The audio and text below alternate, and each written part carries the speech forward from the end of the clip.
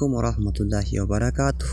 إجولة رومو جرى جرى توركفوني أرسلكم برتمي فيديو براتين ديبنا جرى فيديو ويا راكبات يا موجودة واي واتساب بيرتي أما سجودة واتساب بيرتي فكينيا نمبرني جروبي وكاو غاريلي أددا كتتو غاريوان غرغودا أددا هدو كيسا جرتا واتساب بيرتي جودة أكو بيكمو غاري كنراتي واتساب بيرتي جودة فيديو سورة في آديولين سجلين دادا هدون نيرجما جود سجلين إرجما كون هدون ما برتجوا سجلين كون وصو إسين قديم بوسين سوران أتاو موسيقى آديو دادا جود أون تونا جر إرجما سون وصو إسين قبوا فجوا في بربادين أكو من جروبي رت إرجون خلت تمام بالبلو تكيسن إرت جما آديو أتاو فيديو أتاو بالبلو كيسن رأفوما قبوا أجود غري دادا كيس وجراتن Kanaafuu namoonni wanta kana rakkatan gruupii fakkeenyaaf dhibbas keessa jiraate namoonni gruupii irratti viidiyoo aadiyoo fi suuraalee adda addaa kan ergan gruupii irrattis ta'e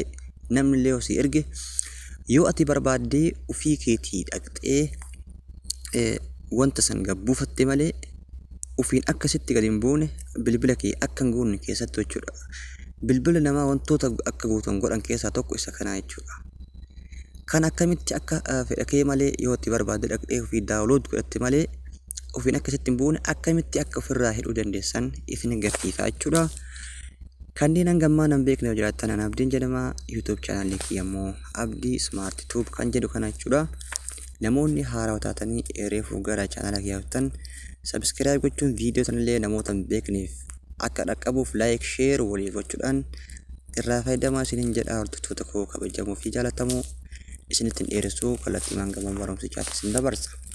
Okey kana gochuuf WhatsApp keessan irra ni galtanii erga WhatsApp keessan irra galtanii foorna harka mirgaa irraan tuqaa sadii tan tuqanii karaa dhumaatiin seetingii filattanii ergasii akkanatti erga dhuftanii storage and data kana ni filattan.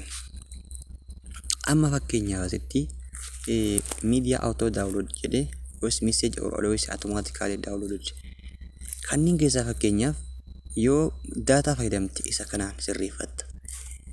Yoo wifi fayyadamte isa kanaan sirreeffatta. Yoo ammoo namarraa hidhattee fayyadamte isa kanaan sirreeffatta jechuudha. Data ta'u wifi namarraa hidhattee fayyadamtu irra caalatti data jechuudha inni kun. Fakkeenyaaf amma when using mobile data jedha isa kana gattuqtan. Fakkeenyaaf akkanatti fa'a jira amma keessan yoo gattuqtan jechuudha arguu dandeessan. Kana jechuun audio fi video fi dokumentiin gabbu'aa jechuudha. Kan jaate hunduu gabbu'aa jechuudha.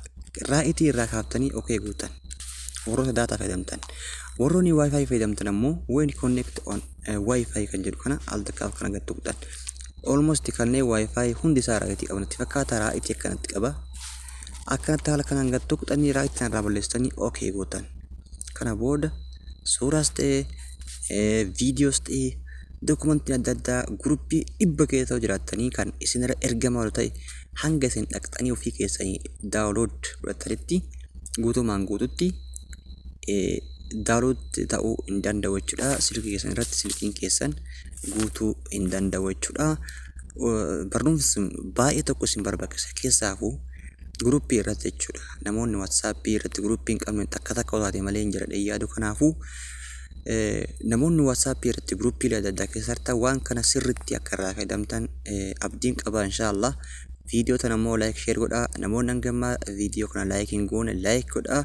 Channel kiyya subscribe gochuudhaan maatii ta'uu hin dagatinaa isiniin jedha. Gaafii fi yaada yoo qabaattan naa kaa'uu dandeessan gaafachuu dandeessanii barumsa biraatiin hangalutti deebinutti nagaa jaalala rabbii bakkuma jirtanitti isiniif haa baay'atu nagatti.